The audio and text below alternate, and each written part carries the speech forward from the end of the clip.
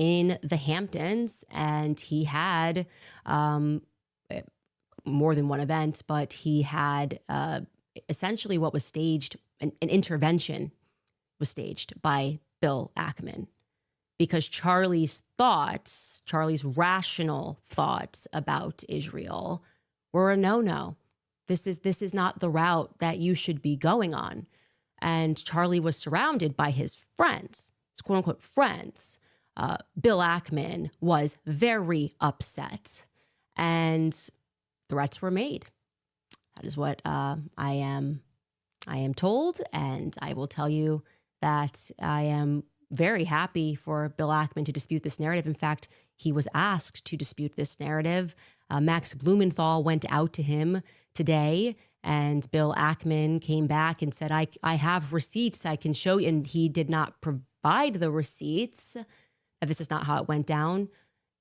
I know it went down this way. I'm waiting for one of them to go on record and to say that it didn't go down this way. It was at this time that Bibi Netanyahu was called, and Charlie was invited to Israel. This was an under duress situation, I would say, because I've been in these situations before. When I started asking very sensible questions about Israel, as someone who had dedicated her political life to supporting Israel, many times alongside Charlie Kirk, I was met with the very same pressure. And just like Charlie was being invited to Israel, I was invited somewhere else. And when this arrived to me, it felt like a threat. You know, I got to tell you that. It felt like a threat, like not like, hey, come here and we can educate you because you're my friend. More like, this is your last chance. That's how it felt to me. I can't speak to how it felt to Charlie. And I know that Charlie was offered a ton of money in this moment.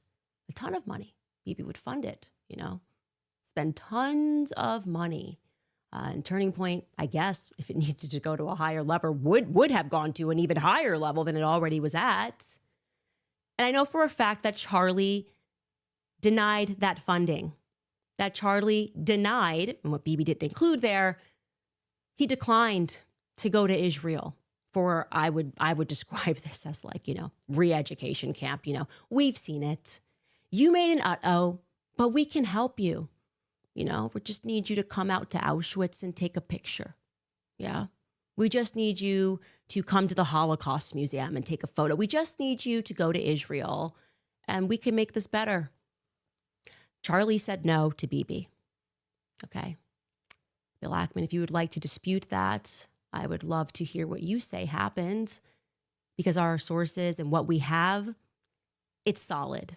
Okay. There were conversations that took place, messages that were sent at that time, and they are solid. So I decided, another person that was there, and I am not surprised this person was there. If you've been listening to my show, Seth Dillon, I was going to go out to Seth Dillon, and I decided to message him last night about this Hamptons meeting. And Seth Dillon, who is normally very quick with a response, has not yet been able to respond. I'll show you this text message chain. And I want to be clear, I am not someone who normally publicizes text messages. But my friend was shot in the neck. And I'm just not really in the state right now to be polite when it comes to the answers that I am demanding, okay?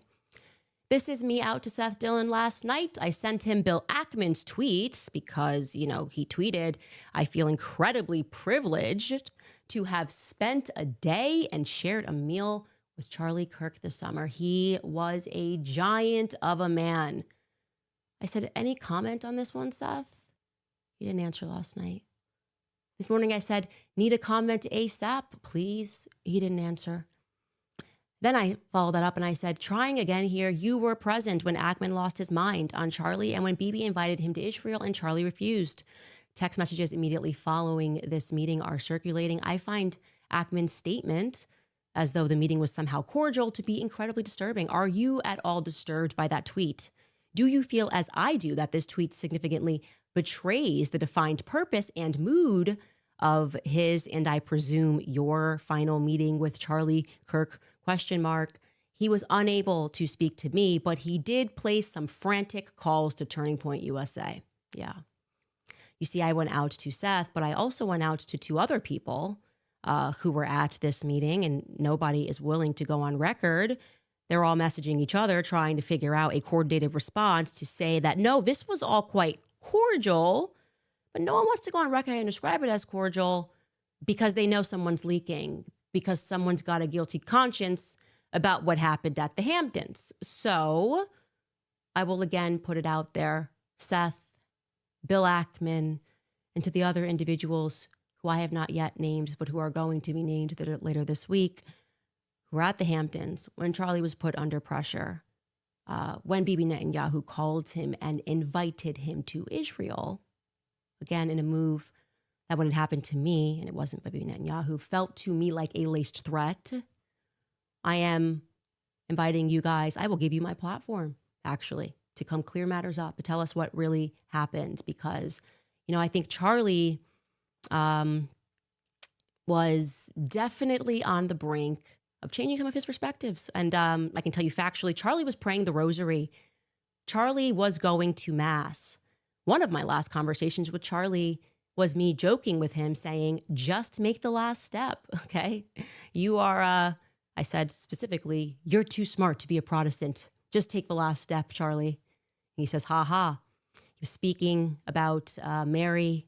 And typically when those steps start taking place, you stop referring to yourself, as I did, as a Judeo-Christian. Again, it is